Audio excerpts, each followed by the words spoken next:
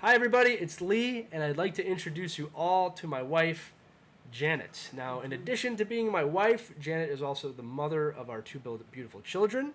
She is a doctor, she is a former military officer, and she is probably importantly my best friend in the entire world. Now, I have literally spent half of my life with this woman right here, and she may be 5 foot nothing, okay? Half an inch, excuse me, that counts. So 5 1/2 inch. Just to She be may clear. be barely 5 feet. But at the end of the day, I look up to this woman. I look up to my wife, okay? She is also a woman of color. When I met Janet, her race and background were not even on my radar. I was raised to treat everyone equally, and that's not a bad way to be raised. However, I was very naive to the plight of the African American, the Hispanic, and the minority communities around this country. It was early on in our relationship that I understood my privilege when Janet and I went to a restaurant. We were not served in the restaurant. Now, Janet knew right away what was happening. It took me a few minutes to kind of figure it out. But we were not being served because we were an interracial couple. Okay? And two thoughts crept in my head. One was, this is discrimination. This is what I've been taught about in school. This is what I've been told about. This is it. And then the second thought, which was really between the eyes and more sobering, was minorities have to deal with this feeling, this reality, every minute, every hour, and every year, and every day, and all the time. It was sobering to me. And this is the moment I realized the privilege that was afforded to me by being white. At first, I felt guilty. How could I go so long without having realized this? How could I have lived my life without knowing this? And I quickly realized that guilt is not the right emotion. I shouldn't focus on my guilt. I cannot allow myself, or could not allow myself, to play the victim in that situation. I simply committed to changing. I committed that I was going to be different from then on and be part of the solution, not part of the problem. And I turned to my wife for guidance with that. You know, Janet and I are complete opposites. Complete. Okay? Just Like, to make that I love clear. the cold, she loves the heat. Yes. Okay? She comes from a really large family. I come from a smaller family. We do not correspond to the same faith. Okay? We have different political opinions on a lot of issues, some which would probably surprise a lot of you out there. We're not going to get into that, but they differ more often than not. Okay? It makes for a good Catan game. It does. We play a lot of video game stuff to solve our differences. But in spite of those differences, we are completely committed to each other. We love each other endlessly. I have no problem saying that out loud, that I love my wife. I love our relationship. All right? I also love my country. All right? I see the sacrifices that my parents, my grandparents, and beyond made in coming here and working so that I could have the life that I have today. All right? And I love the opportunities that America has afforded me, but I hate, and I do not hardly ever use that word, I hate that not everyone is offered that same America. So, in terms of just our relationship, yes, we are very different. Very different. Very different.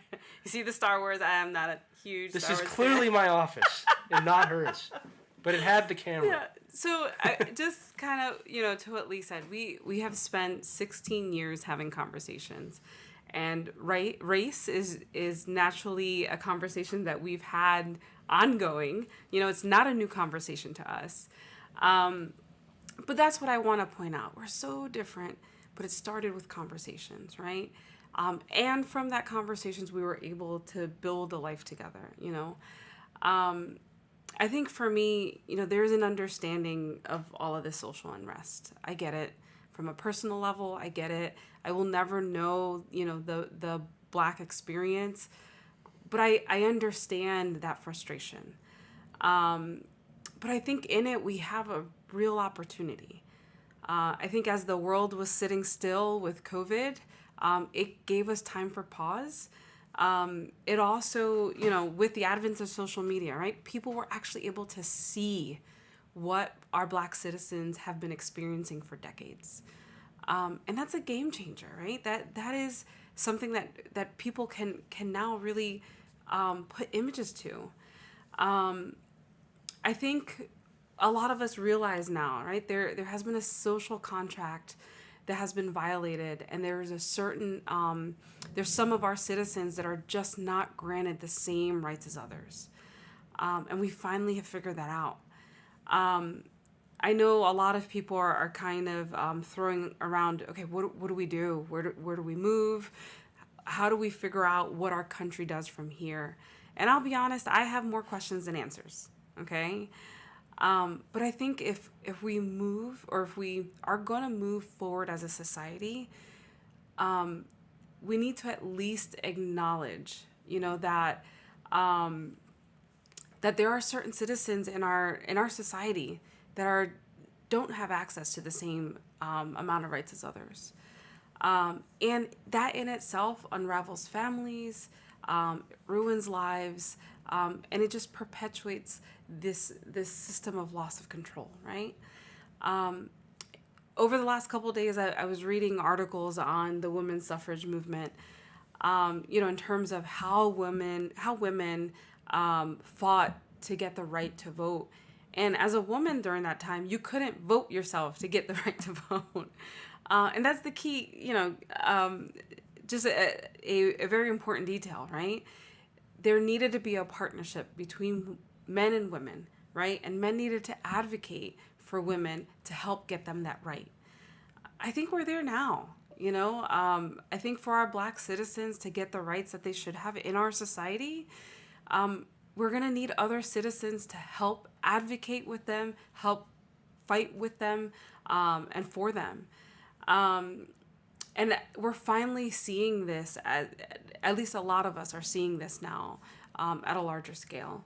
So to be clear, I'm not saying that we need to speak for our Black citizens. No, we need to advocate and stand by them. For me, there's a level of understanding with all this outrage. But I think what we do next as a society is going to be really what defines us. There's a lot of work to be done. We know this.